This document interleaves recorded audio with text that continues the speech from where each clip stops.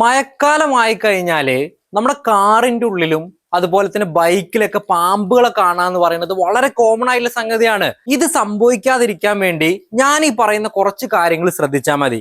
ഏറ്റവും ആദ്യം, car park ചെയ്യുന്ന സമയത്ത് ഈ പുല്ലുകളുള്ള സ്ഥലത്ത് അവിടെ ഒന്നും പോയി പാർക്ക് ചെയ്യാൻ പാടില്ല. രണ്ടാമതായിട്ട് നമുക്കറിയാം, പാമ്പുകൾ എന്ന് പറയുന്നത് ഈ എഞ്ചിന്റെ ചൂട് അതുപോലെ തന്നെ നല്ലൊരു ഷെൽട്ടർ ആണ്. അതുകൊണ്ടാണ് ഇത് പ്രിഫർ ചെയ്യുന്നത് അവര്. അപ്പൊ കൃത്യമായിട്ട് നമ്മൾ കുറച്ചധികം ദിവസം കാർ എടുത്തിട്ടില്ല എന്നുണ്ടെങ്കിൽ എഞ്ചിൻ റൂം നോക്കേണ്ടതാണ്.